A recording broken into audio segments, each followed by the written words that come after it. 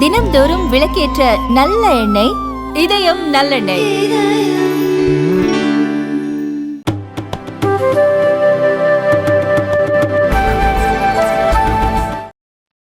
मेरे प्रिय 140 करोड़ परिवारजन,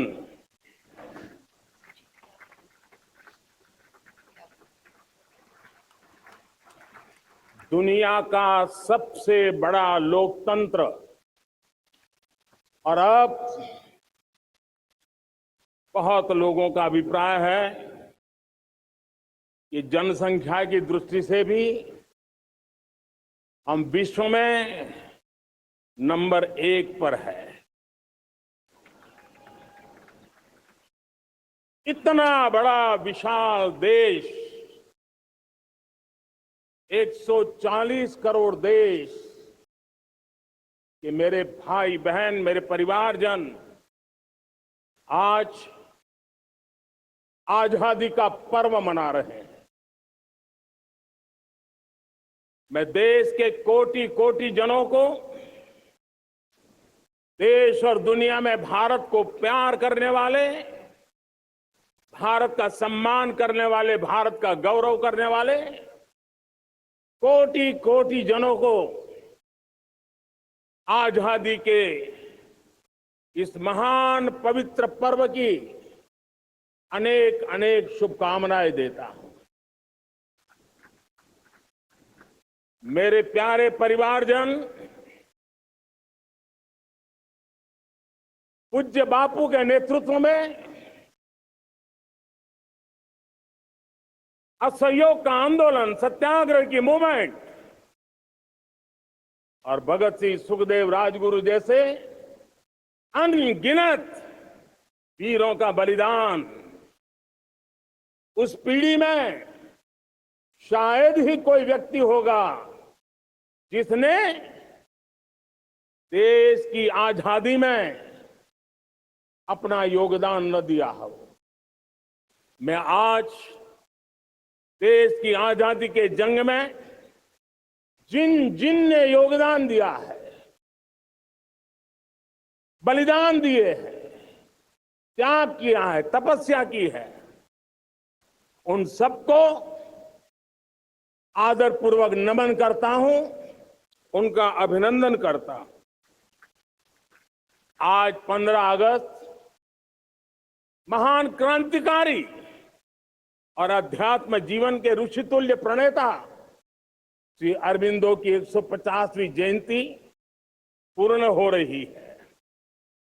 ये वर्ष स्वामी दयानंद सरस्वती के 150वीं जयंती का वर्ष है।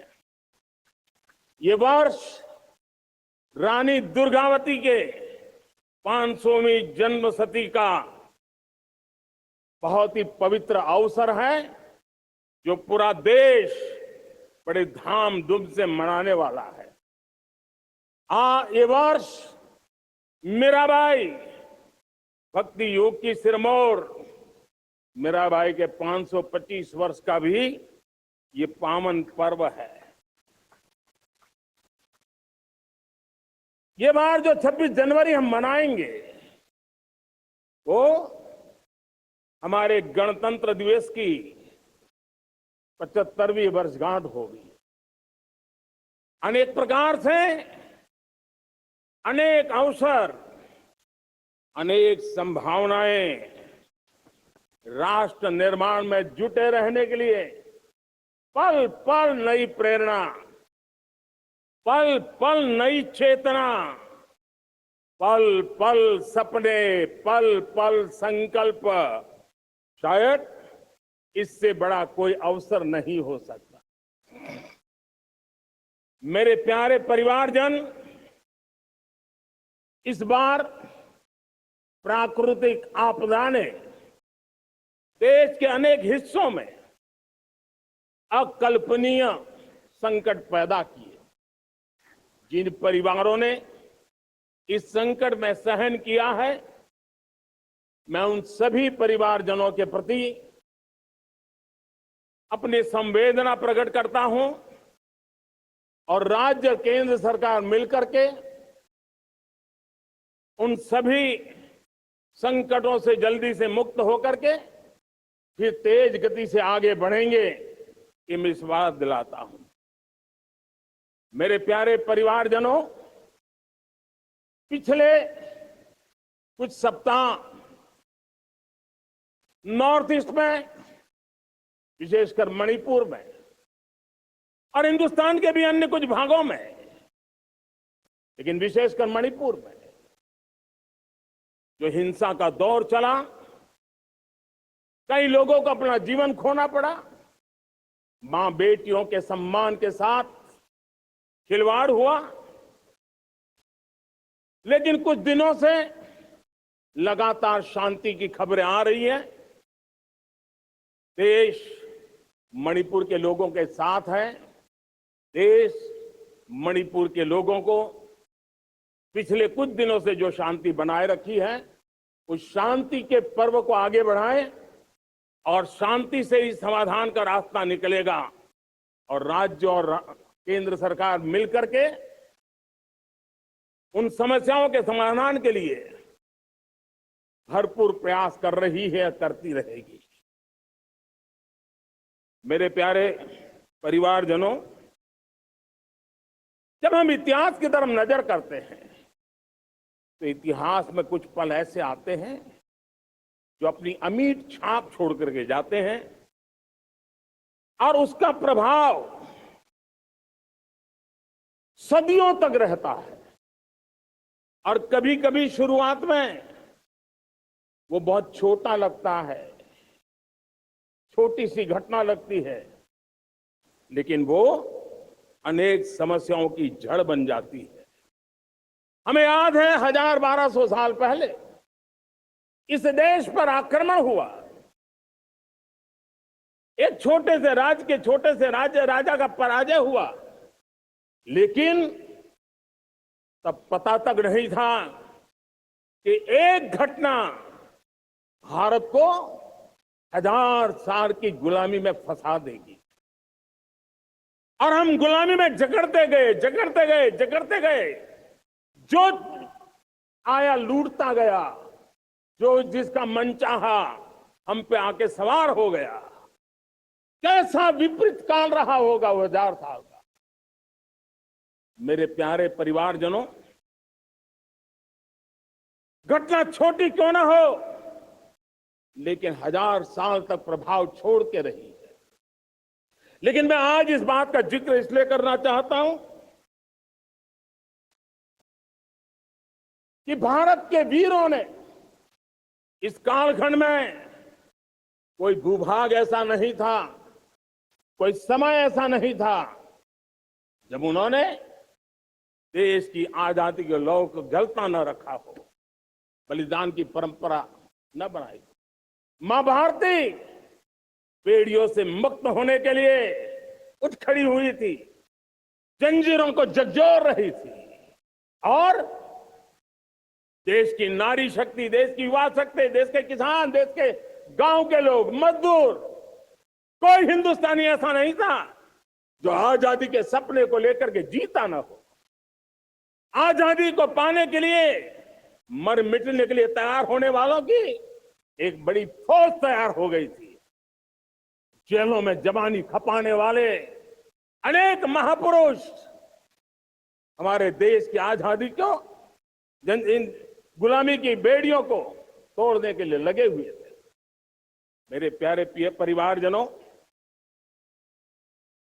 जन चेतना का वो व्यापक रूप, त्याग और तपस्या का वो व्यापक रूप, जन जन के अंदर एक नए विश्वास जगाने वाला वो पल आखिरकार 1947 में देश आजाद हुआ। 1000 साल की गुलामी में संजोए हुए सपने देशवासी पूरे करते हुए देखे। साथियों, मैं 1000 साल पहले की बात इसलिए कह रहा हूं, मैं देख रहा हूं फिर एक बार देश के सामने एक मौका आया है। इस ऐसे कालखंड में हम जी रहे हैं, ऐसे कालखंड में हमने प्रवेश किया है और ये हमारा सौभाग्य है कि भारत के ऐसे अमृत काल में, ये अमृत काल का पहला वर्ष है। या तो हम जवानी में जी रहे हैं या हम मां भारती की गोद में जन्म ले चुके हैं। और ये कालखंड, मेरे शब्द लिख करके रखिए मेरे प्यारे परिवारजनों, इस कालखंड में जो हम करेंगे, जो कदम उठाएंगे, जितना त्याग करेंगे, तपस्या करेंगे, सर्वजन हिताय सर्वजन सुखाय, एक के बाद एक फैसले लेंगे, आने वाले 1000 साल का देश का स्वर्णिम इतिहास उससे अंकुरित होने वाला है। इस कालखंड में होने वाली घटनाएं आगामी 1000 साल के लिए इसका प्रभाव पैदा करने वाली है। गुलामी की मानसिकता से बाहर निकला हुआ देश पंच प्राण को समर्पित होकर के एक नए आत्मविश्वास के साथ आज आगे बढ़ रहा है। नए संकल्पों को सिद्ध करने के लिए वो जी जान से जुड़ रहा है। मेरी भारत माता, जो कभी ऊर्जा का सामर्थ्य था लेकिन राख के ढेर में दबी पड़ी थी, वो भारत मां 140 करोड़ देशवासियों के पुरुषार्थ है, उनकी चेतना से, उनकी ऊर्जा से फिर एक बार जागृत हो चुकी है। मां भारती जागृत हो चुकी है और मैं साफ देख रहा हूं दोस्तों, यही कालखंड है। पिछले 9-10 साल हमने अनुभव किया है, विश्व भर में भारत की चेतना के प्रति, भारत के सामर्थ्य प्रति एक नया आकर्षण, नया विश्वास, नई आशा पैदा हुई है। और ये प्रकाश पुंज जो भारत से उठा है, वो विश्व को उसमें अपने लिए ज्योति नजर आ रही है। विश्व को एक नया विश्वास पैदा हो रहा है। हमारा सौभाग्य है, कुछ ऐसी चीजें हमारे पास हैं जो हमारे पूर्वजों ने हमें विरासत में दी है और वर्तमान कालखंड ने गढ़ी है। आज हमारे पास डेमोग्राफी है, आज हमारे पास डेमोक्रेसी है, आज हमारे पास डाइवर्सिटी है। डेमोग्राफी, डेमोक्रेसी और डाइवर्सिटी की ये त्रिवेणी भारत के हर सपने को साकार करने का सामर्थ्य रखती। आज पूरे विश्व में वहां देशों की उम्र ढल रही, ढलाव पर है, तब भारत यौवन की तरफ ऊर्जावान होकर के बढ़ रहा है। कितने बड़े गौरव का कालखंड है कि आज 30 साल की कम आयु की जनसंख्या दुनिया में सर्वाधिक कहीं है तो ये मेरे भारत मां की गोद में है, ये मेरे देश में है। और 30 साल से कम उम्र की नौजवान हो मेरे देश के पास हो, कोटि कोटि भुजाएं हो, कोटि कोटि मस्तिष्क हो, कोटि कोटि सपने, कोटि कोटि संकल्प हो, तो भाइयों बहनों, मेरे प्रिय परिवारजनों, हम इच्छित परिणाम प्राप्त करके रह सकते हैं। मेरे प्यारे परिवारजनों, देश का भाग्य ऐसी घटनाएं बदल देती है, यह सामर्थ्य देश के भाग्य को बदल देता है। भारत 1000 साल की गुलामी और आने वाले 1000 साल के भव्य भारत के बीच में पड़ाव पर हम खड़े हैं, एक ऐसी संधि पर खड़े हैं। और इसलिए अब हमें न रुकना है, न दुविधा में जीना है। मेरे प्यारे प्रिय परिवारजनों, हमें खोई हुई उस विरासत का गर्व करते हुए, खोई हुई समृद्धि को प्राप्त करते हुए, हमें फिर एक बार और ये बात मान के चले, हम जो भी करेंगे, हम जो भी कदम उठाएंगे, हम जो भी फैसला लेंगे, वो अगले 1000 साल तक अपनी दिशा निर्धारित करने वाला है, भारत के भाग्य को लिखने वाला है। मैं आज मेरे देश के नौजवानों को, मेरे देश की बेटे बेटियों को ये जरूर कहना चाहूंगा, जो सौभाग्य आज मेरे युवाओं को मिला है, ऐसा सौभाग्य शायद ही किसी के नसीब होता है जो आपके नसीब हुआ है। और इसलिए हमें ये गंवाना नहीं है। युवा शक्ति पर मेरा भरोसा है, युवा शक्ति में सामर्थ्य है, और हमारी नीतियां, हमारी रीतियां भी उस युवा सामर्थ्य को और बल देने के लिए है। आज मेरे युवाओं ने दुनिया में पहले 3 स्टार्टअप इकोसिस्टम में भारत को स्थान दिला दिया है। विश्व के युवाओं को अचंभा हो रहा है भारत के इस सामर्थ्य को लेकर के, भारत की इस ताकत को देख करके।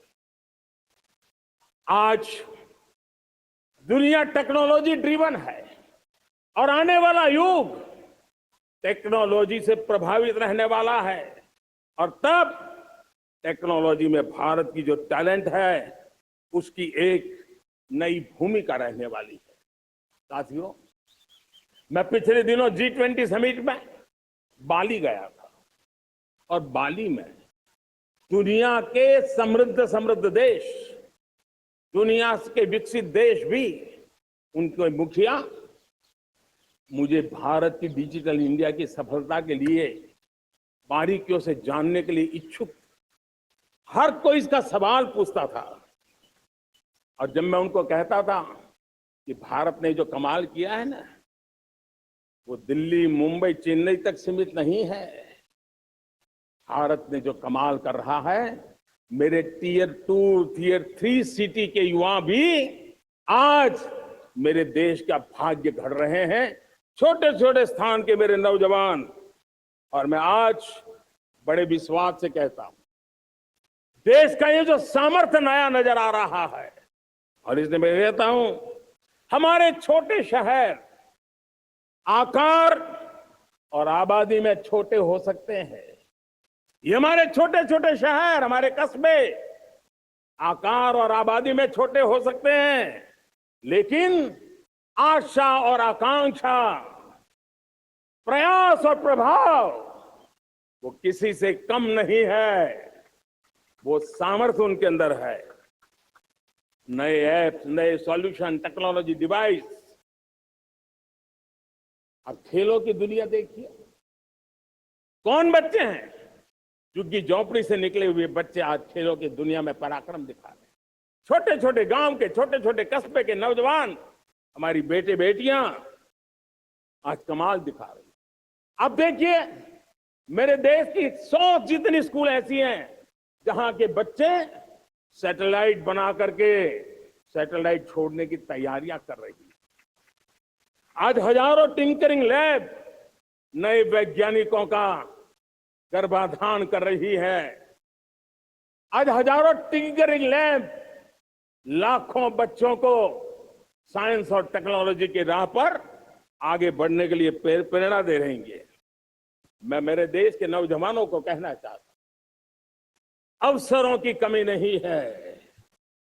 आप जितने अवसर चाहेंगे, ये देश आसमान से भी ज्यादा अवसर आपने देने का सामर्थ्य रखता है।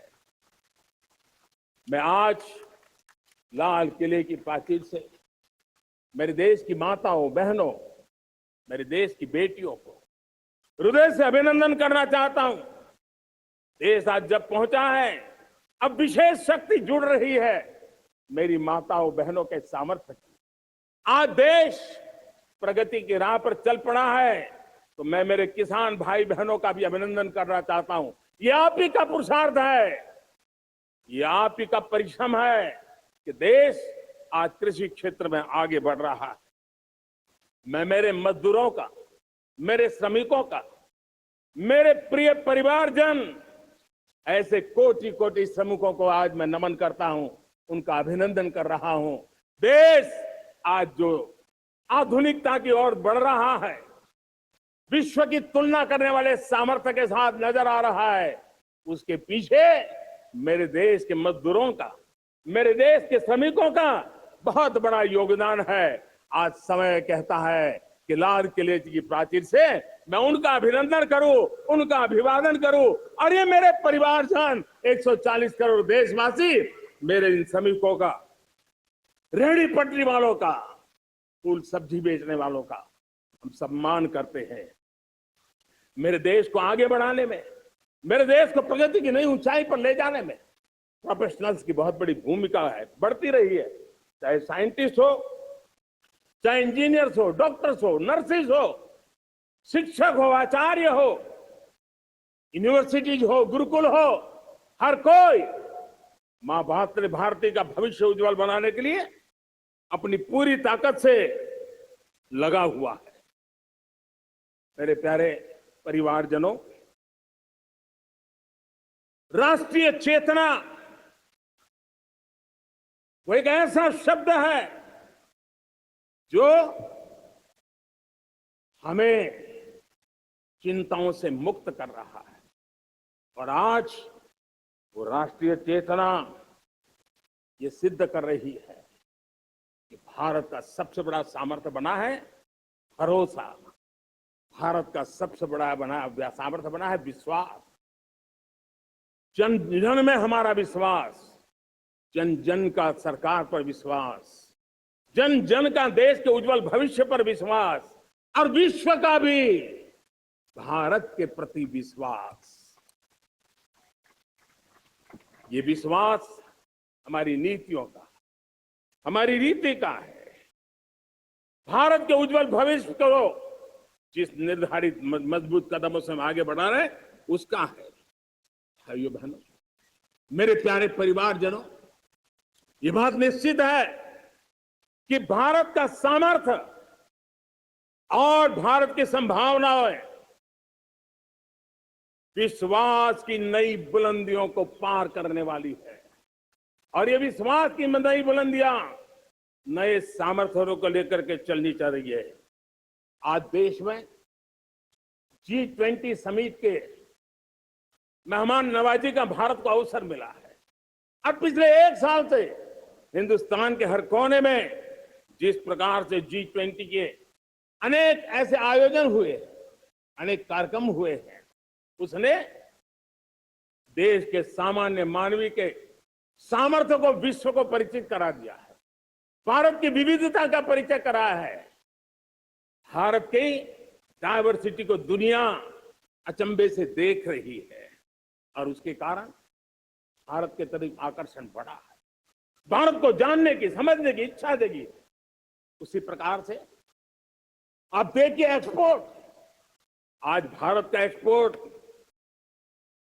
के तेजी से बढ़ रहा है। और मैं कहना चाहता हूं, दुनिया के एक्सपर्ट्स इन सारे मानदंडों के आधार पर कह रहे हैं कि अब भारत रुकने वाला नहीं है। दुनिया की कोई भी रेटिंग एजेंसी होगी तो भारत का गौरव कर रही है। कोरोना काल के बाद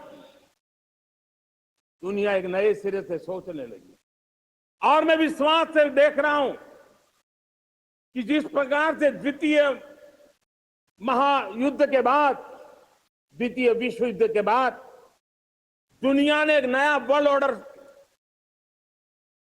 आकार लिया था, मैं साफ साफ देख रहा हूं कि कोरोना के बाद एक नया विश्व ऑर्डर, एक नया ग्लोबल ऑर्डर, एक नया जियोपॉलिटिकल इक्वेशन, ये बहुत तेजी से आगे बढ़ रहा है। जियोपॉलिटिकल इक्वेशन की सारे व्याख्याएं बदल रही है, परिभाषाएं बदल रही है। और मेरे प्यारे परिवारजनों, आप गौरव करेंगे, बदलते हुए विश्व को शेप देने में आज मेरे 140 करोड़ देशवासियों आपका सामर्थ्य नजर आ रहा है। आप निर्णायक मोड़ पर खड़े हैं और कोरोना काल में भारत ने जिस प्रकार से देश को आगे बढ़ाया, दुनिया ने हमारे सामर्थ्य को देखा है। जब दुनिया के सप्लाई चेन तहस नहस हो गई थी, बड़ी बड़ी अर्थव्यवस्थाओं पर दबाव था, उस समय भी हमने कहा था हमें विश्व का विकास देखना है तो मानव केंद्रीय होना चाहिए, मानवीय संवेदनाओं से भरा हुआ होना चाहिए और तब जाकर के समस्याओं का सही समाधान निकालेंगे। और कोविड ने हमें सिखाया है या हमें मजबूर किया है, लेकिन मानवीय संवेदनाओं को छोड़ करके हम विश्व का कल्याण नहीं करते। आज भारत ग्लोबल साउथ की आवाज बन रहा है। भारत की समृद्ध विरासत आज दुनिया के लिए एक अवसर बन रहा है। Global economy, global supply chain में भारत की हिस्सेदारी, मैं पक्का विश्वास से कहता हूं, आज जो भारत में परिस्थिति पैदा हुई है, आज जो भारत ने कमाया है, वो दुनिया में स्थिरता की गारंटी लेकर के आया है। अब न हमारे मन में, न 140 करोड़ मेरे परिवारजनों के मन में और न ही दुनिया के मन में कोई इफ्स है, कोई बट्स है। विश्वास बन चुका है। मेरे प्यारे देशवासियों, अब गेंद हमारे पाले में है। हमें अवसर जाने नहीं देना चाहिए, हमें मौका छोड़ना नहीं चाहिए। भारत में मैं मेरे देशवासियों का इसलिए भी अभिनंदन करता हूं कि मेरे देशवासियों में एक नीर क्षीर विवेक का सामर्थ्य है, समस्याओं की जड़ों को समझने का सामर्थ्य है। और इसीलिए 2014 में मेरे देशवासियों ने 30 साल के अनुभव के बाद तय किया कि देश को आगे ले जाना है तो स्थिर सरकार चाहिए, मजबूत सरकार चाहिए, पूर्ण बहुमत वाली सरकार चाहिए। और देशवासियों ने एक मजबूत और स्थिर सरकार बनाई। और 3 दशकों के जो अनिश्चितता का कालखंड था, जो अस्थिरता का कालखंड था, जो राजनीतिक मजबूरियों से देश जकड़ा हुआ था, उससे मुक्ति बनी। मेरे प्यारे परिवारजनों, देश के पास आज एक ऐसी सरकार है, वो सर्वजन हिताय सर्वजन सुखाय, देश के संतुलित विकास के लिए समय का पल पल और जनता की पाई पाई, जनता की भलाई के लिए लगा रही है। और मेरी सरकार, मेरे देशवासियों का मन एक बात से जुड़ा हुआ है।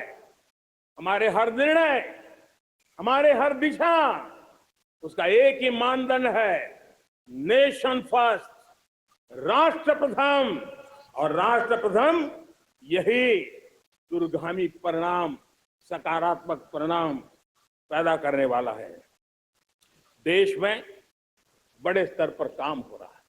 और लेकिन मैं कहना चाहूंगा, 2014 में आपने एक मजबूत सरकार बनाई, और मैं कहता हूं 2014 में और 2019 में आपने एक सरकार फॉर्म की, तो मोदी में रिफॉर्म करने की हिम्मत आई। आपने ऐसी सरकार फॉर्म की कि मोदी को रिफॉर्म की हिम्मत आई। और जब मोदी ने एक के बाद एक रिफॉर्म किए, तो मेरे ब्यूरोक्रेसी के लोग, मेरे लाखों हाथ पैर जो हिंदुस्तान के कोने कोने में सरकार के हिस्से के रूप में काम कर रहे हैं, उन्होंने ब्यूरोक्रेसी ने ट्रांसफॉर्म करने के लिए, परफॉर्म करने की जिम्मेवारी बखूबी निभाई। और उन्होंने परफॉर्म करके दिखाया और जनता जनार्दन जुड़ गई। तो वो ट्रांसफॉर्म होता भी नजर आ रहा है। और इसलिए रिफॉर्म, परफॉर्म, ट्रांसफॉर्म, ये कालखंड अब भारत के भविष्य को गढ़ रहा है।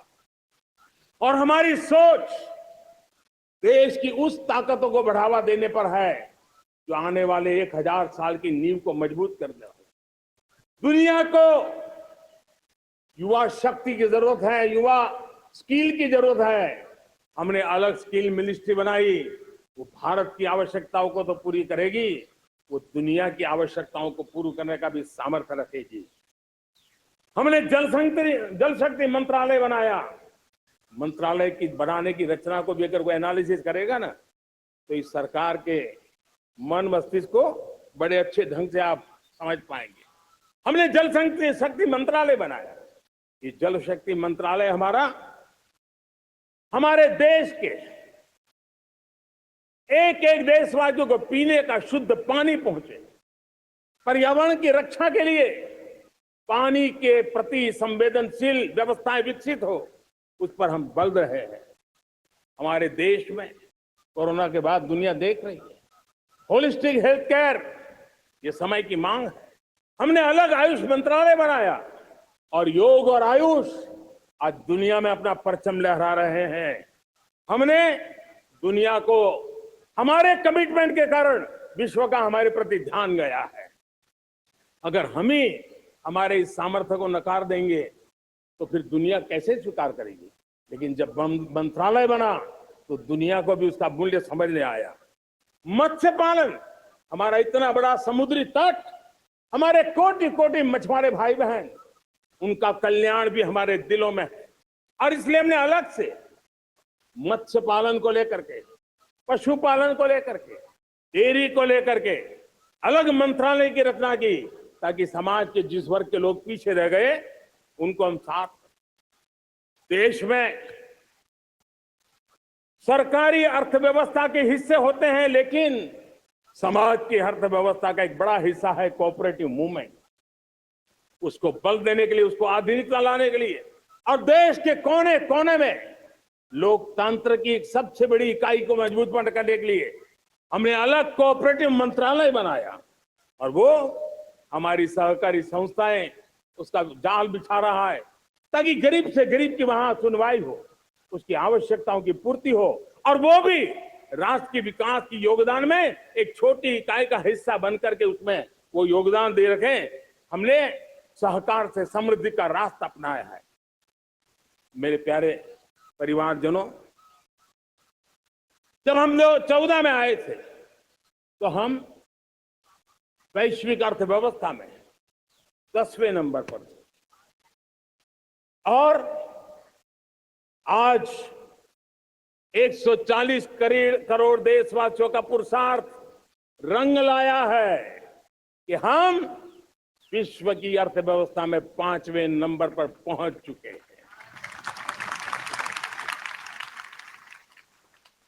और ये ऐसे ही नहीं हुआ है। जब भ्रष्टाचार का राक्षस देश को दबोचे हुए थे, लाखों करोड़ के घोटाले अर्थव्यवस्था को डामाडोल कर रहे थे, गवर्नेंस फ्रेजाइल फाइल में देश की पहचान होने लगी थी, लीकेजेस को हमने बंद किया, मजबूत अर्थव्यवस्था बनाई, हमने गरीब कल्याण के लिए ज्यादा से ज्यादा धन खर्चने का प्रयास किया। और आज मैं देशवासियों को बताना चाहता हूं कि जब देश आर्थिक रूप से समृद्ध होता है तो सिर्फ तिजोरी नहीं बढ़ती है, देश का सामर्थ्य बढ़ता है, देशवासियों का सामर्थ्य बढ़ता है। और तिजोरी का पाई पाई अगर ईमानदारी से जनता जनार्दन के लिए खर्च करने का संकल्प लेने वाली सरकार हो तो परिणाम के साथ है। मैं 10 साल का हिसाब तिरंगे की साक्षी में लाल किले की प्राचीर से मेरे देशवासियों को दे रहा हूं। आंकड़े देख करके आपको लगेगा इतना बड़ा बदलाव, इतना बड़ा सामर्थ्य। 10 साल पहले राज्यों को 30 लाख करोड़ रुपए भारत सरकार की तरफ से जाते थे, पिछले 9 साल में ये आंकड़ा 100 लाख करोड़ पर पहुंचा है। पहले स्थानीय निकाय के विकास के लिए भारत सरकार के खजाने से 70,000 करोड़ रुपया जाता था। आज वो 3 लाख करोड़ से भी ज्यादा जा रहा है। पहले गरीबों के घर बनाने के लिए 90,000 करोड़ रुपया खर्च होता था। आज वो 4 गुना होकर के 4 लाख करोड़ से भी ज्यादा खर्च गरीबों के घर बनाने के लिए हो रहा है। पहले गरीबों को यूरिया सस्ता मिले, जो यूरिया की बैग दुनिया के कुछ बाजारों में 3,000 में बिकती है, वो यूरिया की बैग मेरे किसानों को 300 में मिले। और इसलिए देश की सरकार 10 लाख करोड़ रुपया मेरे किसानों की यूरिया में सब्सिडी दे रहा है। मुद्रा योजना 20 लाख करोड़ रुपए, उससे भी ज्यादा मेरे देश के नौजवानों को स्वरोजगार के लिए, अपने व्यवसाय के लिए, अपने कारोबार के लिए दिए हैं। 8 करोड़ लोगों ने नया कारोबार शुरू किया है। और 8 करोड़ लोगों ने कारोबार शुरू किया है तो नहीं, हर कारोबारी ने एक या दो लोगों को रोजगार दिया है। 8 से 10 करोड़ नए लोगों को रोजगार देने का सामर्थ्य ये मुद्रा योजना से लाभ लेने वाले 8 करोड़ नागरिक को करा। एमएसएमई को करीब 3.5 लाख करोड़ रुपए की मदद से कोरोना के संकट में भी उनको डूबने नहीं दिया, मरने नहीं दिया, उनको एक ताकत दी है। 1 रैंक 1 पेंशन मेरे देश के सेना के जवानों का एक सम्मान का विषय था। 70,000 करोड़ रुपया भारत की तिजोरी से आज पहुंचा है, मेरे निवृत्त सेना के नायकों के जेब में, उनके परिवार में पहुंचा है। सभी कैटेगरी में, मैंने तो कुछ ही गिनाए, मैं ज्यादा समय लेना नहीं चाहता। हर कैटेगरी में पहले की तुलना में अनेक गुना हम देश के विकास के लिए, कोने कोने में रोजगार पैदा करने के लिए, पाई पाई का उपयोग भारत का भाग्य बदलने के लिए हो, और इसलिए हमने काम किया है। और मेरे प्यारे प्रियजनों, इतना ही नहीं, हमने इन सारे प्रयासों का परिणाम है कि आज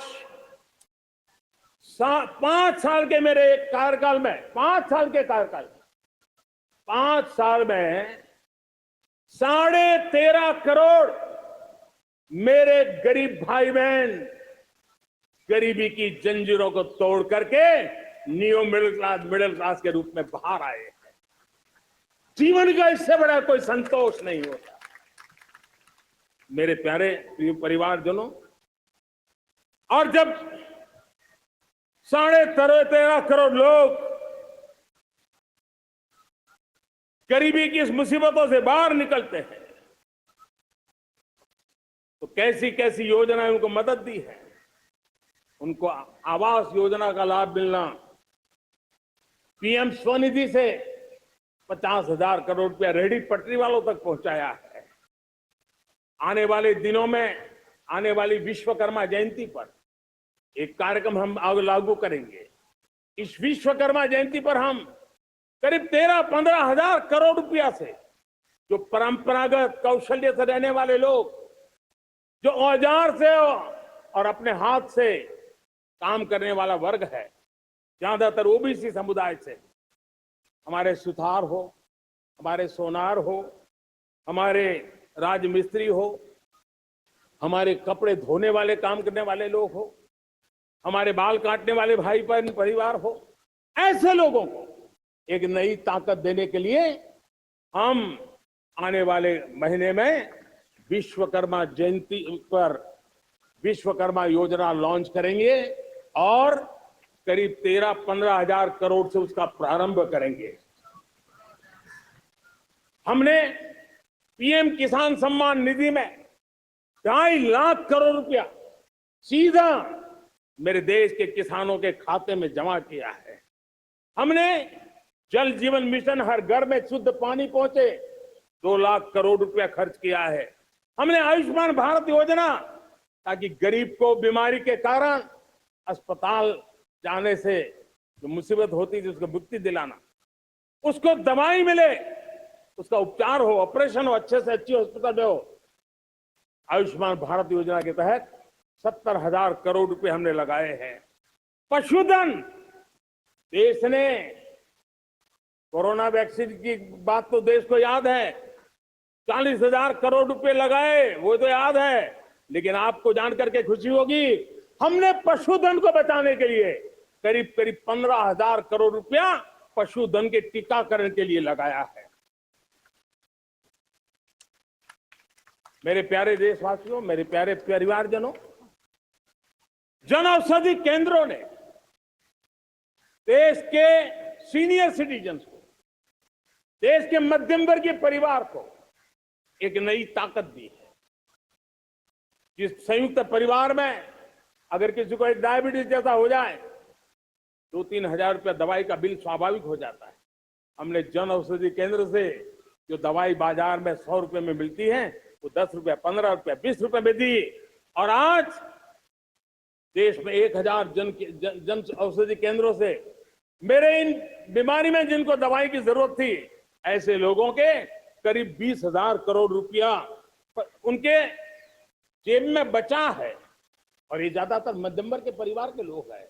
लेकिन आज उसकी सफलता को देखते हुए मैं देशवासियों को कहना चाहता हूं, जैसे हम एक विश्वकर्मा योजना लेकर के समाज के उस वर्ग को छूने वाले हैं, अब देश में 10,000 जन औषधि केंद्र से हम 25,000 जन औषधि केंद्र का लक्ष्य लेकर के आने वाले दिनों में काम करने वाले हैं। मेरे प्यारे परिवारजनों, जब देश में गरीबी कम होती है तो देश की मध्यम वर्ग की ताकत बहुत बढ़ती है।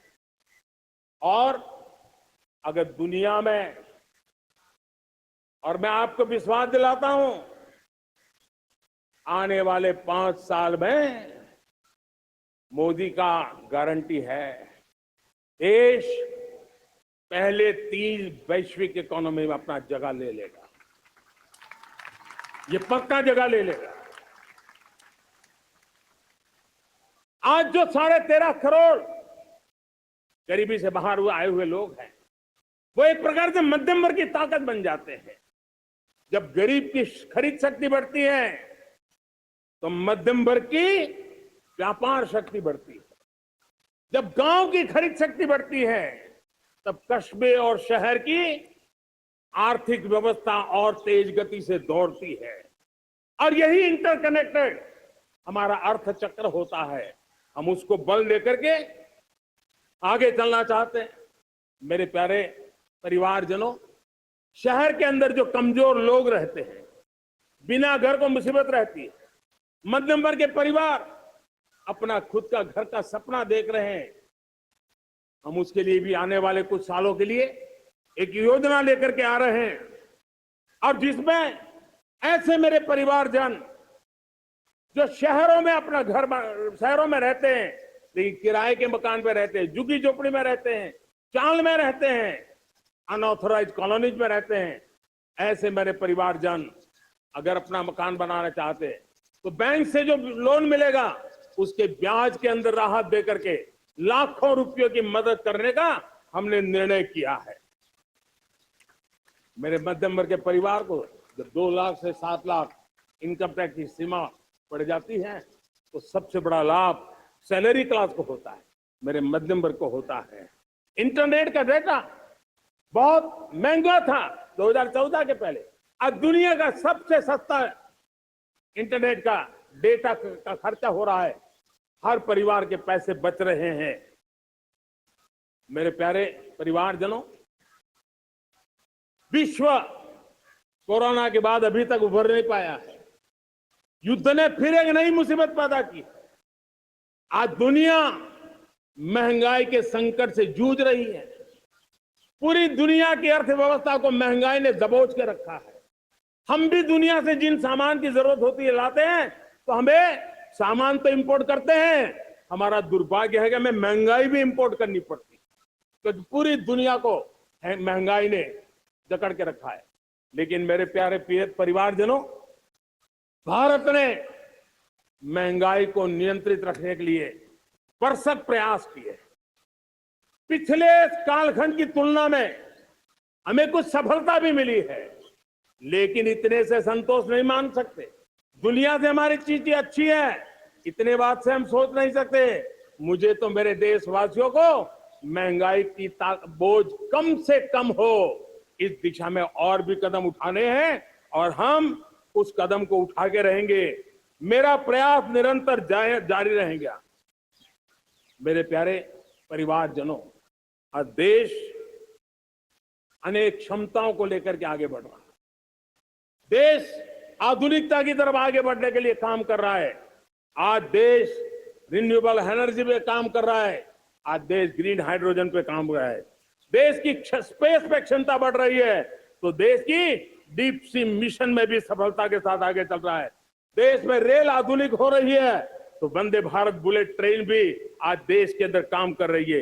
गांव गांव पक्की सड़कें बन रही है, तो इलेक्ट्रिक बसें, मेट्रो की रचना भी आज देश में हो रहे हैं। आज गांव गांव तक इंटरनेट पहुंच रहा है, तो क्वांटम कंप्यूटर के लिए भी देश तय कर रहता है। नैनो यूरिया, नैनो डीएपी, उस पर काम हो रहा है, तो दूसरी तरफ जैविक खेती पर भी हम बल दे रहे हैं। आज किसान उत्पादक संघ एफपीओ का निर्माण हो रहा है, तो हम सेमीकंडक्टर का भी निर्माण करने के लिए चाह रहे हैं। हम दिव्यांग जनों के लिए एक सुगम भारत के निर्माण के लिए काम करते हैं, तो हम पैरालंपिक में भी हिंदुस्तान का तिरंगा झंडा गाड़ने के लिए मेरे दिव्यांग जनों को सामर्थ्यवान बना रहे हैं। हम खिलाड़ियों को स्पेशल ट्रेनिंग दे रहे हैं।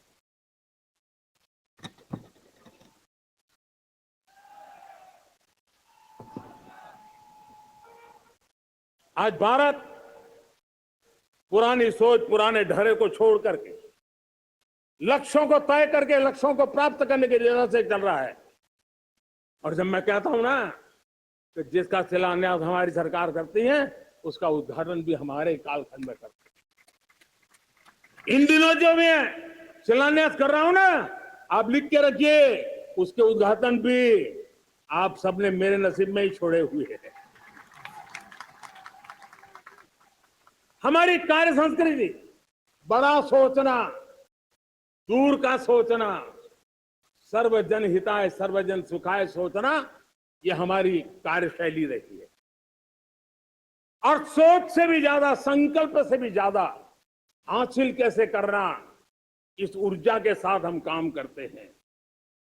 हमने आजादी के काल अमृत महोत्सव में 75,000 अमृत सरोवर बनाने का संकल्प किया था। उस समय हमने हर जिले में 75 अमृत सरोवर बनाने का संकल्प किया था। करीब 50-55 हजार अमृत सरोवर की कल्पना की थी, लेकिन आज करीब 75,000 अमृत सरोवर का काम निर्माण हो रहा है। ये अपने आप में बहुत बड़ा काम हो रहा है। जनशक्ति और जल शक्ति की ताकत भारत के पर्यावरण की रक्षा में भी काम आने वाली है।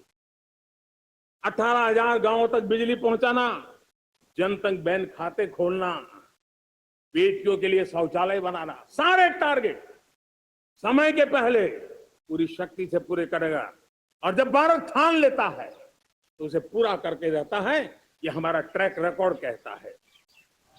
200 करोड़ वैक्सीनेशन का काम, दुनिया हमें जब पूछती है 200 करोड़ सुनती है, उनकी आंखें फट जाती है। इतना बड़ा काम ये मेरे देश के आंगनवाड़ी वर्कर, हमारी आशा वर्कर, हमारी हेल्थ वर्कर, उन्होंने करके दिखाया। ये मेरे देश का सामर्थ्य है। 5G को रोल आउट किया, दुनिया में सबसे तेज गति से 5G रोल आउट करने वाला मेरा देश है। 700 से अधिक जिलों तक हम पहुंच चुके हैं और अब 6G की भी तैयारी कर रहे हैं। हमने टास्क फोर्स बना दिया है। रिन्यूएबल एनर्जी, हम टारगेट से पहले चले हैं। हमने रिन्यूएबल एनर्जी 2030 का जो टारगेट तय किया था, 21-22 में इसको पूरा कर दिया। हमने इथेनॉल में 20% ब्लेंडिंग की बात कही थी, वो भी हमने समय से 5 साल पहले पूरा कर दिया। हमने $500 बिलियन के एक्सपोर्ट की बात की थी, वो भी समय के पहले $500 बिलियन से ज्यादा कर दिया। हमने तय किया, जो हमारे देश में 25 साल से चर्चा हो रही थी कि देश में नई संसद बने, पार्लियामेंट का कोई सत्र ऐसा नहीं था नई संसद के। ये मोदी है, समय के पहले नई संसद बना करके रख दिया। मेरे प्यारे भाइयों बहनों, ये काम करने वाली सरकार है, निर्धारित लक्ष्यों को पार करने वाली सरकार है।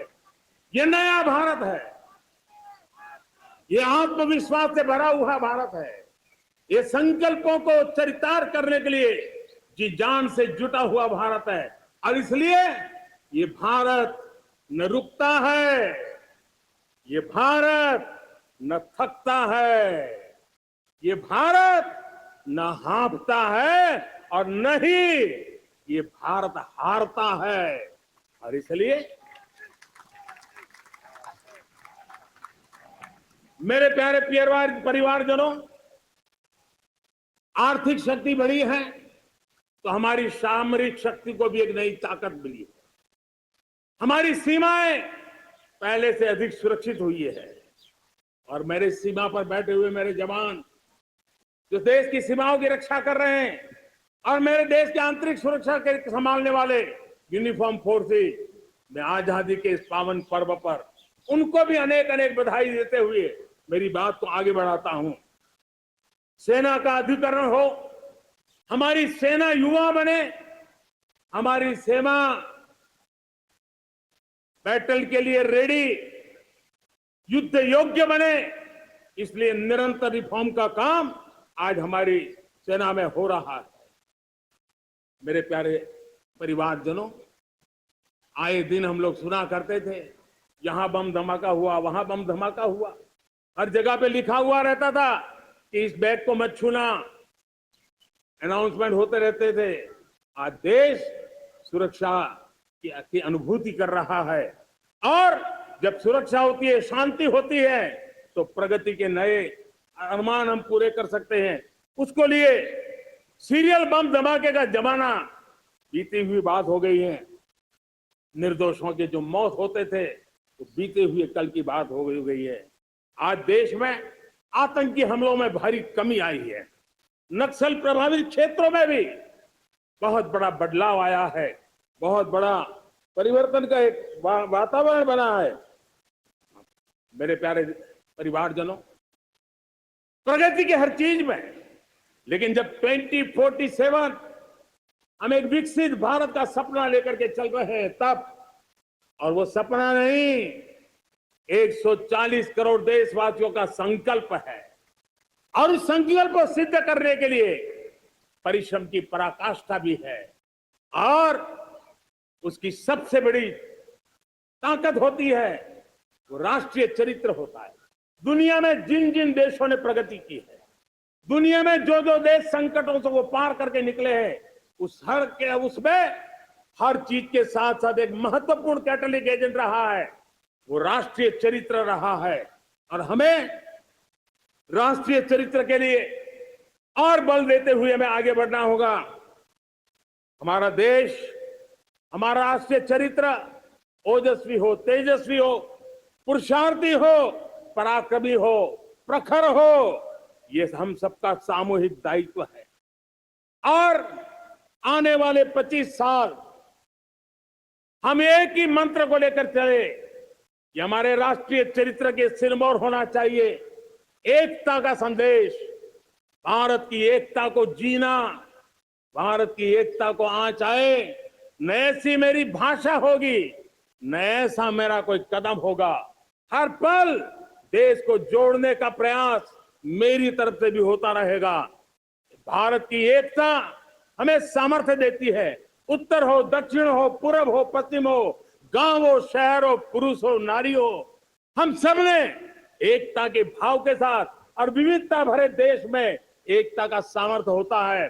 और दूसरी महत्व की बात मैं देख रहा हूं, अगर 2047 में हमें हमारे देश को विकसित भारत के रूप में देखना है तो हमें श्रेष्ठ भारत के मंत्र को जीना होगा, हमें चरितार्थ करना होगा। अब हमारे प्रोडक्शन में, मैंने 2014 में कहा था जीरो डिफेक्ट, जीरो इफेक्ट।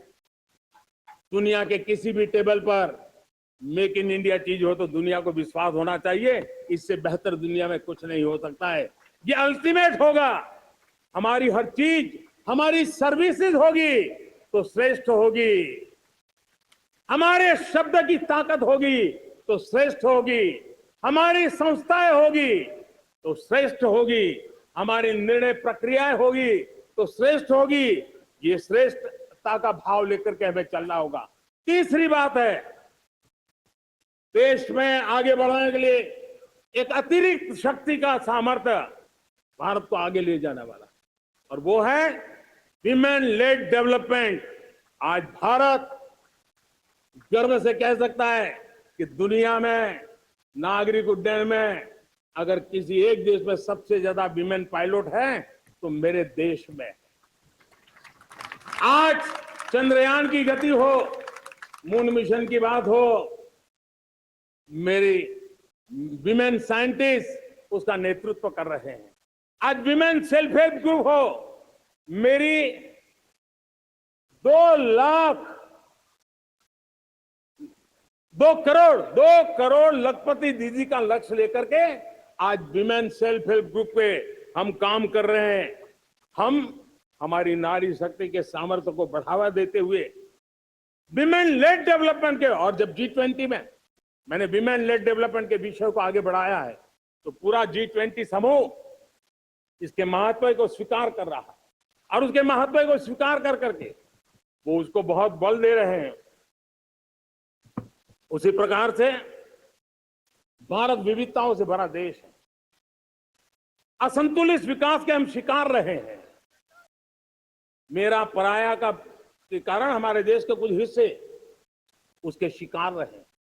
अब हमें रीजनल एस्पिरेशंस को, संतुलित विकास को बल देना है, और रीजनल एस्पिरेशंस को लेकर के उस भावना को हमें सम्मान देते हुए, जैसे हमारी भारत मां का कोई, हमारा शरीर का कोई अंग अगर अविकसित रहे तो हमारा शरीर विकसित नहीं माना जाएगा। हमारा शरीर का कोई अंग दुर्बल रहे तो हमारा शरीर स्वस्थ नहीं माना जाएगा। वैसे ही मेरी भारत माता, उसका कोई एक भूभाग भी, समाज का कोई तबका भी अगर दुर्बल रहे तो मेरी भारत माता समर्थ है, स्वस्थ है, ऐसा बैठ कर हम नहीं बैठ सकते। और इसलिए रीजनल एस्पिरेशन को हमने एड्रेस करने की आवश्यकता है, और इसलिए हम समाज का सर्वांगीण विकास हो, सर्वस्पर्शी विकास हो, भूभाग के हर क्षेत्र को उसकी अपनी ताकत को खिलने का अवसर मिले, उस दिशा में आगे बढ़ना चाहते हैं। मेरे प्यारे परिवारजनों, भारत एक मदर ऑफ डेमोक्रेसी है। भारत मॉडल ऑफ डायवर्सिटी भी है। भाषाएं अनेक है, बोलियां अनेक है, परिधान अनेक है, विविधताएं बहुत है। हमने उन सारे लोगों को, सारों को आधार पर आगे बढ़ना है। मेरे प्यारे परिवारजनों, देश के जब मैं एकता की बात करता हूं, तब अगर घटना मणिपुर में होती है तो पीड़ा महाराष्ट्र में होती है। अगर बाढ़ आसाम में आती है तो बेचैन केरला हो जाता है। हिंदुस्तान के किसी भी हिस्से में कुछ भी हो, हम एक अंगांगी भाव की अनुभूति करते हैं। मेरे देश की बेटियों पर जुल्म न हो, यह हमारा सामाजिक भी दायित्व है, यह हमारा पारिवारिक दायित्व भी है, और ये देश के नाते हम सबका दायित्व है। आज जब अफगानिस्तान से गुरु ग्रंथ साहब के स्वरूप को लाते हैं तो पूरा देश गौरव की अनुभूति करता है। जब आज दुनिया के किसी देश में कोविड के काल में मेरा कोई सिख भाई लंगर लगाता है, भूखों को खिलाता है और दुनिया में वाहवाही होती है, तो हिंदुस्तान का सीना चौड़ा हो जाता है।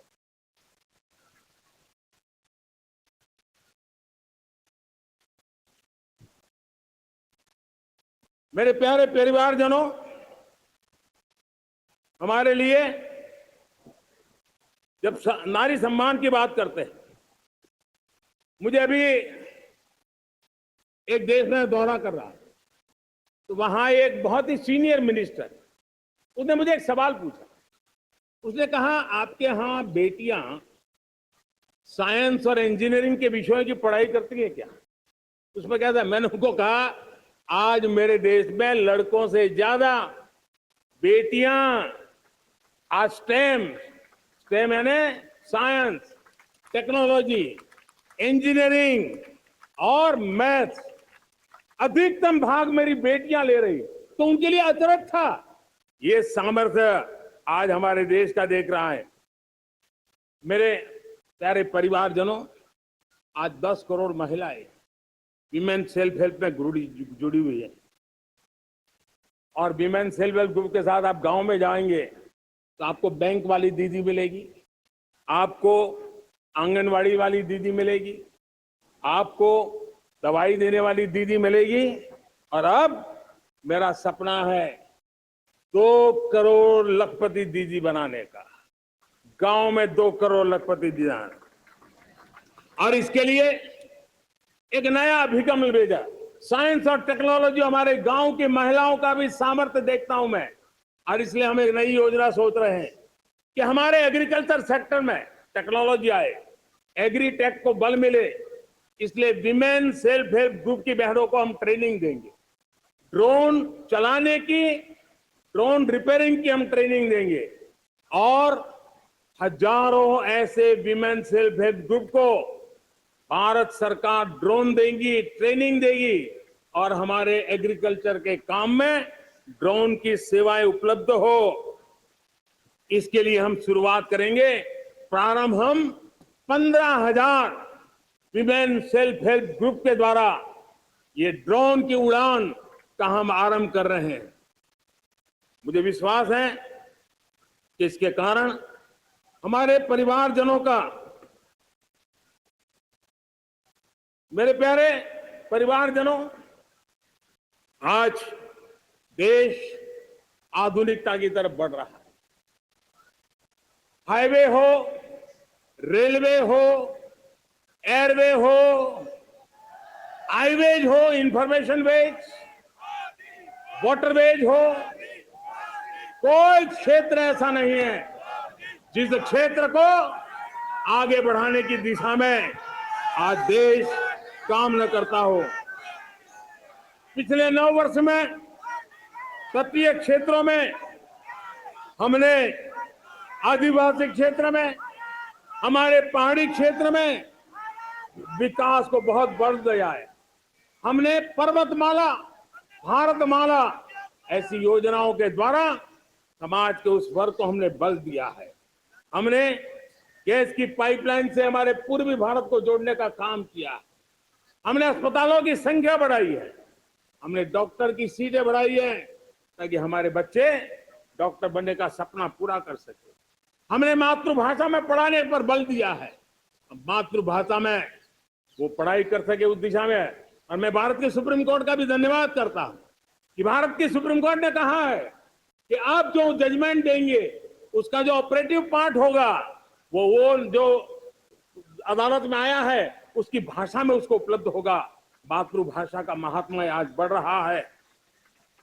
मेरे प्यारे भाई परिवारजनों, आज तक हमारे देश के जो बॉर्डर विलेज हैं, हमने वाइब्रेंट बॉर्डर विलेज का एक कार्यक्रम शुरू किया है। और वाइब्रेंट बॉर्डर विलेज अब तक इसके लिए कहा जाता था देश के आखिरी गांव। हमने उस पूरी सोच को बदला है। वो देश का आखिरी गांव नहीं है, सीमा पर जो नजर आ रहा है वो मेरे देश का पहला गांव है। अगर सूरज उगता है पूरब में तो उस तरफ के गांव में पहली सूरज की किरण आती है। अगर सूरज ढलता है तो इस तरफ के गांव में आखिरी किरण उसका लाभ मिलता है। ये मेरे पहले गांव है और मुझे खुशी है कि आज मेरे इस कार्यक्रम के विशेष मेहमान, ये जो पहले गांव है, सीमावर्ती गांव है, उसके 600 प्रधान आज इस लाल किले की प्राचीर के इस महत्वपूर्ण कार्यक्रम का हिस्सा बनने के लिए आए। पहली बार वो इतनी दूर तक आए हैं, नए संकल्प और सामर्थ्य के साथ जुड़ने के लिए आया है। मेरे प्यारे परिवारजनों, हमने संतुलित विकास के लिए एस्पिरेशनल डिस्ट्रिक्ट, एस्पिरेशनल ब्लॉक की कल्पना की और आज उसके सुखद परिणाम मिल रहे हैं। आज राज्य के जो नॉर्मल पैरामीटर्स है, जो एस्पिरेशनल डिस्ट्रिक्ट कभी बहुत पीछे थे, वो आज राज्य में भी अच्छा करने लग गए हैं। और मुझे विश्वास है कि आने वाले दिनों में ये हमारे आकांक्षी जिले, हमारे आकांक्षी बॉल अवश्य आगे बढ़ेंगे। जैसे मैंने कहा था भारत का चरित्र की चर्चा कर रहा था, तो मैंने पहला कहा था भारत की एकता, दूसरा कहा था भारत श्रेष्ठता की तरफ बल दे, तीसरा कहा था विमेन लेड डेवलपमेंट की मैंने बात कही थी, और मैं आज एक बात और कहना चाहता हूं कि हम जैसे रीजनल एस्पिरेशन मैंने चौथी बात कही थी, पांचवी महत्व की बात और भारत ने उस दिशा में ध्यान, और वो है हमारा राष्ट्रीय चरित्र विश्व मंगल के लिए सोचने वाला होना चाहिए। हमें देश को इतना मजबूत बनाना है जो विश्व मंगल के लिए भी अपनी भूमिका अदा करे।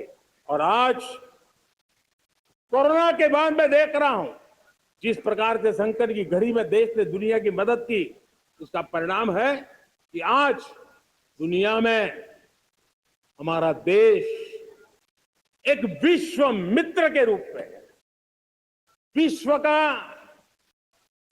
अटूट साथी के रूप में आज मेरे देश की पहचान बनी है। हमें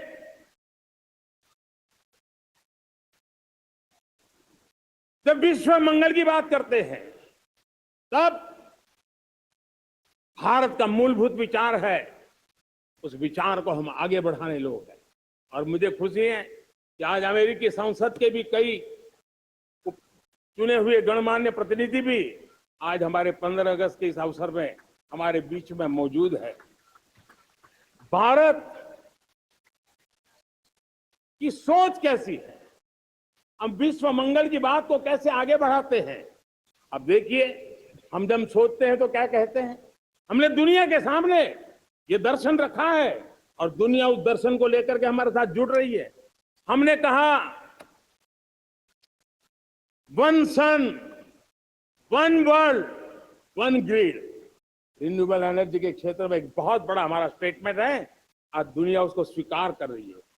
कोविड के बाद हमने दुनिया को कहा हमारा अप्रोच होना चाहिए वन अर्थ, वन हेल्थ। समस्याओं का समाधान तभी होगा जब मानव को, पशु को, पौधे को बीमारी के संबंध में समान रूप से एड्रेस किया जाएगा, तब जाकर के हम करेंगे। हमने G20 समिट के लिए दुनिया के सामने कहा है one world, one family, one future. इस सोच को लेकर के चल रहे हैं। हमने क्लाइमेट को लेकर के दुनिया जो संकट से जूझ रही है, हमने रास्ता दिखाया है, लाइफ मिशन लॉन्च किया है, लाइफ स्टाइल फॉर एनवायरमेंट। हमने दुनिया के सामने इंटरनेशनल सोलर अलायंस बनाया और आज दुनिया के कई देश इंटरनेशनल सोलर अलायंस का हिस्सा बन रहे हैं। हमने बायोडायवर्सिटी का महत्व देखते हुए बिग कैट अलायंस की व्यवस्था को हमने आगे बढ़ाया है। हमने प्राकृतिक आपदा के कारण, ग्लोबल वार्मिंग के कारण इंफ्रास्ट्रक्चर का जो नुकसान होता है, उसके लिए दूरगामी व्यवस्थाओं की जरूरत है। और इसलिए coalition for disaster resilient infrastructure, CDRI, एक समाधान के रूप में दुनिया को दिया है। विश्व आज समुद्रों को संघर्ष का केंद्र बना रहा है, तब हमने दुनिया को सागर का प्लेटफॉर्म दिया है जो वैश्विक समुद्री शांति की गारंटी बन सकता है। हमने पारंपरिक चिकित्सा पद्धतियों को बल देते हुए WHO का एक ग्लोबल लेवल का सेंटर हिंदुस्तान में बनाने की दिशा में काम किया है। हमने योग और आयुष के द्वारा विश्व कल्याण और विश्व के स्वस्थता की दिशा में काम किया है। और आज भारत विश्व मंगल की मजबूत नींव डाल रहा है। इस मजबूत नींव को आगे बढ़ाना हम सबका काम है, हम सबकी जिम्मेवारी है। मेरे प्यारे परिवारजनों, सपने अनेक है, संकल्प साफ है, नीतियां स्पष्ट है, नियत के सामने कोई सवाल या निशान नहीं है। लेकिन कुछ सच्चाइयों को हमें स्वीकार करना पड़ेगा और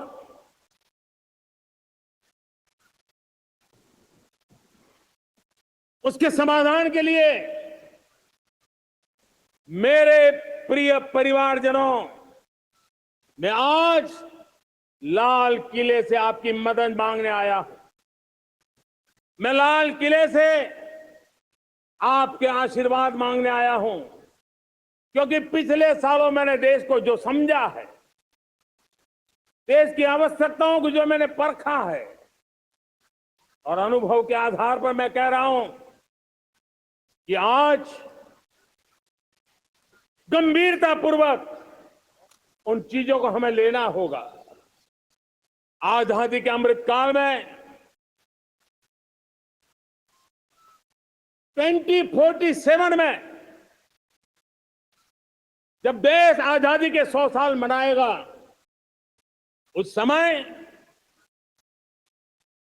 दुनिया में भारत का तिरंगा झंडा, विकसित भारत का तिरंगा झंडा होना चाहिए।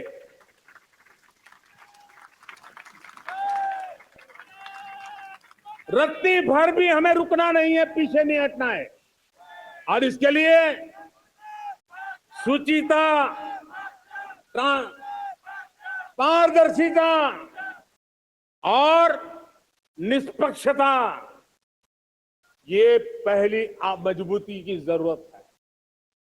हमें उस मजबूती को जितना ज्यादा खाद पानी दे सकते हैं, संस्थाओं के माध्यम से दे सकते हैं, नागरिक के नाते दे सकते हैं, परिवार के नाते दे सकते हैं, ये हमारा सामूहिक दायित्व होना चाहिए। और इसलिए पिछले 75 साल का इतिहास देखिए, भारत के सामर्थ्य में कोई कमी नहीं थी। अरे जो देश कभी सोना की चिड़िया कहा जाता था, वो देश क्यों न फिर से उस सामर्थ्य को लेकर के खड़ा हो सकता है। मेरा अटूट विश्वास है साथियों, मेरे प्रिय परिवारजनों, मेरा अखंड अटूट एक निष्ठ विश्वास है कि 2047 में जब देश आजादी के 100 साल मनाएगा, मेरा देश विकसित भारत बन के रहेगा। और ये मैं मेरे देश के सामर्थ्य के आधार पर कह रहा हूं, मेरे उपलब्ध संसाधनों के आधार पर कह रहा हूं, और सबसे ज्यादा 30 से कम आयु वाली मेरी युवा शक्ति के भरोसे कह रहा हूं, मेरी माताओं बहनों के सामर्थ्य के भरोसे कह रहा हूं। लेकिन उसके सामने अगर कोई रुकावट है, कुछ विकृतियां पिछले 75 साल में ऐसे घर कर गई है, हमारी समाज व्यवस्था का ऐसा हिस्सा बन गई है कि कभी कभी तो हम आंख भी बंद कर देते हैं। अब आंख बंद करने का समय नहीं है। अगर सपनों को सिद्ध करना है, संकल्प को पार करना है, तो हमें ये आंख मिचौली बंद करके, आंख में आंख मिला करके 3 बुराइयों से लड़ना बहुत समय की मांग है। हमारे देश की सारी समस्याओं की जड़ में भ्रष्टाचार ने दिमक की तरह देश की सारी व्यवस्थाओं को, देश के सामर्थ्य को पूरी तरह नोच लिया। भ्रष्टाचार से मुक्ति, भ्रष्टाचार के खिलाफ जंग हर इकाई में, हर क्षेत्र में। और मैं देशवासियों, मेरे प्रिय परिवारजनों, ये मोदी के जीवन का कमिटमेंट है। ये मेरे व्यक्तित्व का एक कमिटमेंट है कि मैं भ्रष्टाचार के खिलाफ लड़ाई लड़ता रहूंगा। दूसरा, हमारे देश को नोच लिया है परिवारवाद ने। इस परिवारवाद ने देश को जिस प्रकार से जकड़ के रखा है, उसने देश के लोगों का हक छीना है। और तीसरी बुराई तुष्टीकरण की है। ये तुष्टीकरण में भी देश के मूलभूत चिंतन को, देश के सर्व समावेशक हमारे राष्ट्रीय चरित्र को दाग लगा दिए, तहस नहस कर दिया है इन लोगों ने। और इसलिए मेरे प्यारे देशवासियों, इसलिए मेरे प्यारे परिवारजनों, हमें इन 3 बुराइयों के खिलाफ पूरे सामर्थ्य के साथ लड़ना है। भ्रष्टाचार, परिवारवाद, तुष्टीकरण, ये चुनौतियां हमारे, ये ऐसी चीजें पनपी है जो हमारे देश के लोगों का जो आकांक्षा है उसका दमन करती है। हमारे देश के कुछ लोगों के पास जो छोटा मोटा सामर्थ्य है, उसका शोषण करती है। ये ऐसी चीजें हैं जो हमारे लोगों की आशा आकांक्षाओं को सवाल या निशान में गाड़ देती है। हमारे गरीब हो, हमारे दलित हो, हमारे पिछड़े हो, हमारे पसमानदा हो, हमारे आदिवासी भाई बहन हो, हमारी माताएं बहनें हो, हमने सबने उनके हकों के लिए इन तीन बुराइयों से मुक्ति पानी है। हमें भ्रष्टाचार के खिलाफ एक नफरत का माहौल बनाना है। जैसे गंदगी हमें नफरत पैदा करती है ना मन में, गंदगी पसंद नहीं है, ये सार्वजनिक जीवन की इससे बड़ी कोई गंदगी नहीं हो सकती। और इसलिए हमारे स्वच्छता अभियान को एक नया मोड़ ये भी देना है कि हमें भ्रष्टाचार से मुक्ति पानी है। सरकार टेक्नोलॉजी से भ्रष्टाचार की मुक्ति के लिए बहुत प्रयास कर रही है। आपको जानकर के हैरानी होगी, इस देश में पिछले 9 साल में एक काम मैंने ऐसे किया, आंकड़ा सुनोगे तो लोगों का मोदी ऐसा करता है जैसे 10 करोड़ लोग करीब करीब जो गलत फायदा उठाते थे वो मैंने रोक दिया। तो आप में से कोई कहेगा आपने लोगों से अन्याय कर दिया। जी नहीं, ये 10 करोड़ कौन लोग थे? ये 10 करोड़ वो लोग थे जिनका जन्म ही नहीं हुआ था और उनके नाम पर उनके विडो हो जाते थे, वो वृद्ध हो जाते थे, वो दिव्यांग हो जाते थे, फायदे लिए जाते थे। 10 करोड़ ऐसे बेनामी जो चीजें चलती थी उसको रोकने का पवित्र काम, भ्रष्टाचारियों की संपत्ति जो हमने जब्त की है ना, वो पहले की तुलना में 20 गुना ज्यादा की है। मेरे प्यारे परिवारजनों, ये आपकी कमाई का पैसा लोग लेकर के भागे थे, 20 गुना ज्यादा संपत्ति को जब्त करने का। और इसलिए लोगों की मेरे प्रति नाराजगी होना बहुत स्वाभाविक है, लेकिन मुझे भ्रष्टाचार के खिलाफ की लड़ाई को आगे बढ़ाना है। हमारे सरकारी व्यवस्था ने पहले कैमरा के सामने तो कुछ हो जाता था, लेकिन बाद में चीजें अटक जाती थी। हमने पहले की तुलना में कई गुना ज्यादा अदालत में चार्जशीट की है और अब जमानतें भी नहीं मिलती हैं। वैसी पक्की व्यवस्था को लेकर के हम आगे बढ़ रहे हैं, क्योंकि हम ईमानदारी से भ्रष्टाचार के खिलाफ लड़ रहे हैं।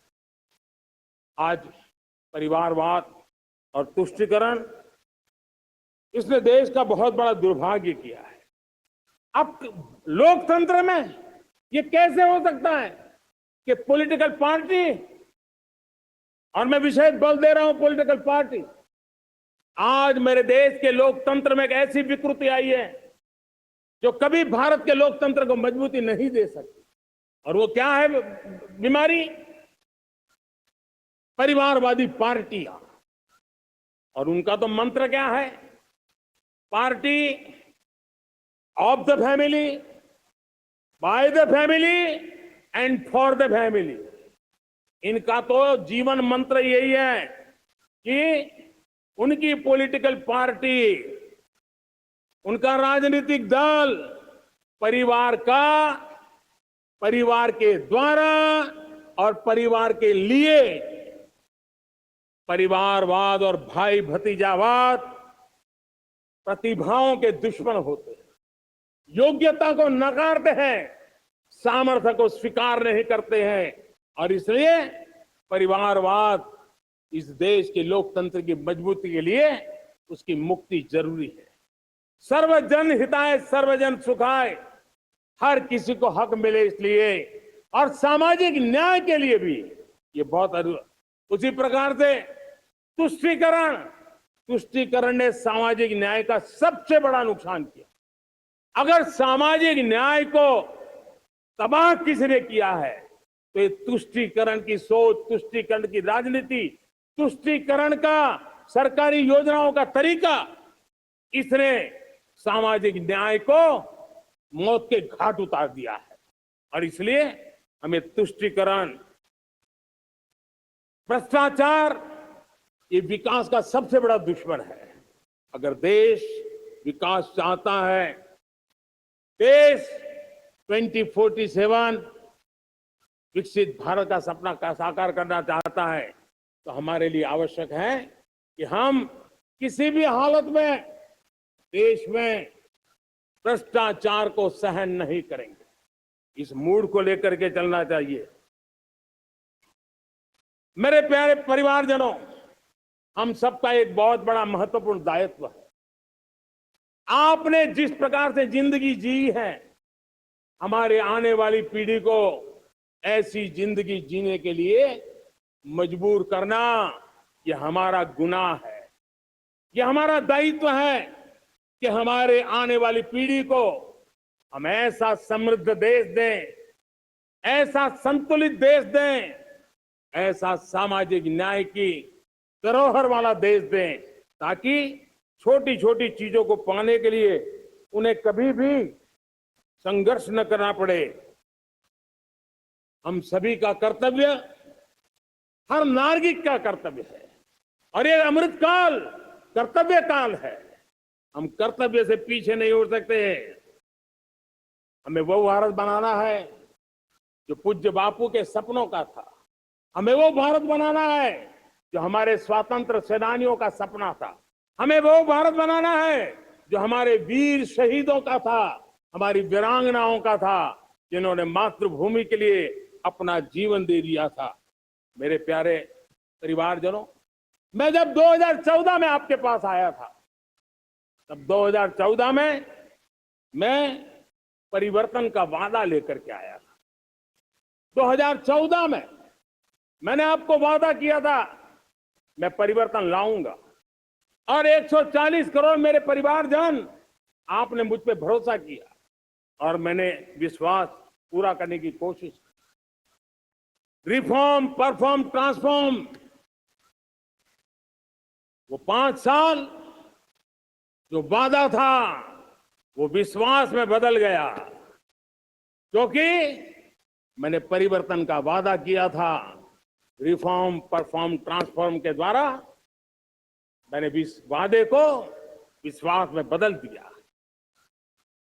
कठोर परिश्रम किया है, देश के लिए किया है, शान से किया है, सिर्फ और सिर्फ नेशन फर्स्ट, राष्ट्र सर्वोपरि, इस भाव से किया है। 2019 में परफॉर्मेंस के आधार पर आप सबने मुझे फिर से आशीर्वाद दिया। परिवर्तन का वादा मुझे यहां ले आया, परफॉर्मेंस मुझे दोबारा ले आया, और आने वाले 5 साल अभूतपूर्व विकास के हैं। 2047 के सपने को साकार करने का सबसे बड़ा स्वर्णिम पल आने वाले 5 साल है। और अगली बार 15 अगस्त को इसी लाल किले से मैं आपको देश की उपलब्धियां, आपके सामर्थ्य, आपके संकल्प, उसमें हुई प्रगति, उसकी जो सफलता है, उसके गौरवगान, उससे भी अधिक आत्मविश्वास के सामने आपके सामने मैं प्रस्तुत करूंगा। मेरे प्यारे प्रियजनों, मेरे परिवारजनों, मैं आप में से आता हूं, मैं आपके बीच से निकला हूं, मैं आपके लिए जीता हूं। अगर मुझे सपना भी आता है, आपके लिए आता है। अगर मैं पसीना भी बहाता हूं, तो आपके लिए बहाता हूं, क्योंकि इसलिए नहीं कि आपने मुझे दायित्व दिया है, मैं इसलिए कर रहा हूं कि आप मेरे परिवारजन हैं, और आपके परिवार के सदस्य के नाते मैं आपके किसी दुख को देख नहीं सकता, मैं आपके सपनों को चूर चूर होते नहीं देख सकता हूं, मैं आपके संकल्प को सिद्धि तक ले जाने के लिए आपका एक साथी बन करके, आपका एक सेवक बन करके, आपके साथ जुड़े रहने का, आपके साथ जीने का, आपके लिए जूझने का मैं संकल्प लेकर के चला हुआ इंसान हूं। और मुझे विश्वास है हमारे पूर्वजों ने आजादी के लिए जो जंग लड़ा था, जो सपने देखे थे, वो सपने हमारे साथ है। आजादी के जंग में जिन्होंने बलिदान दिया था, उनके आशीर्वाद हमारे साथ है। और 140 करोड़ देशवासियों को एक ऐसा अवसर आया है, ये अवसर हमारे लिए एक बहुत बड़ा संबल लेकर के आया है। और इसलिए मेरे प्यारे प्रियजनों, आज जब मैं अमृत काल में आपके साथ बात कर रहा हूं, ये अमृत काल का पहला वर्ष है। ये अमृत काल के पहले वर्ष पर जब मैं आपसे बात कर रहा हूं, तो मैं आपको पूरे विश्वास से कहना चाहता हूं, चलता चलाता काल चक्र, चलता चलाता काल चक्र, अमृत काल का भाल चक्र, चलता चलाता काल चक्र, अमृत काल का भाल चक्र, सबके सपने, सबके सपने, अपने सपने, सबके सपने, अपने सपने, पनपे सपने सारे, सबके सपने, अपने सपने, पनपे सपने सारे, धीर चले, वीर चले, धीर चले, वीर चले, चले युवा हमारे, धीर चले, वीर चले, चले युवा हमारे, नीति सही, नीति सही, रीति नहीं, नीति सही, रीति नहीं, गति सही, गति सही, राह नहीं, गति सही, राह नहीं। चुनो, चुनो चुनौती, चुनो चुनौती सीना तान, चुनो चुनौती सीना तान, जग में बढ़ाओ देश का नाम, चुनो चुनौती सीना तान, जग में बढ़ाओ देश का नाम। मेरे प्यारे परिवारजन, हिंदुस्तान के कोने कोने में बैठे हुए मेरे परिवारजन, दुनिया के कोने कोने में जाकर के बसे हुए मेरे परिवारजन, आप सबको आजादी के पावन पर्व की फिर एक बार मैं बहुत बहुत शुभकामनाएं देता हूं। ये अमृत काल हम सबके लिए कर्तव्य काल है। ये अमृत काल हम सबको मां भारती के लिए कुछ कर गुजारने का काल है। आजादी का जब जंग चल रहा था 1947 के पहले, जो पीढ़ी ने जन्म लिया था, उन्हें देश के लिए मरने का मौका मिला था। वो देश के लिए मरने के लिए मौका नहीं छोड़ते थे, लेकिन हमारे नसीब में देश के लिए मरने का मौका नहीं है। लेकिन हमारे लिए देश के लिए जीने का ये इससे बड़ा कोई अवसर नहीं होता। हमें पल पल देश के लिए जीना है। इसी संकल्प के साथ इस अमृत काल में 140 करोड़ देशवासियों के सपने संकल्प भी बनाने हैं। 140 करोड़ देशवासियों के संकल्प को सिद्धि में भी परिवर्तित करना है।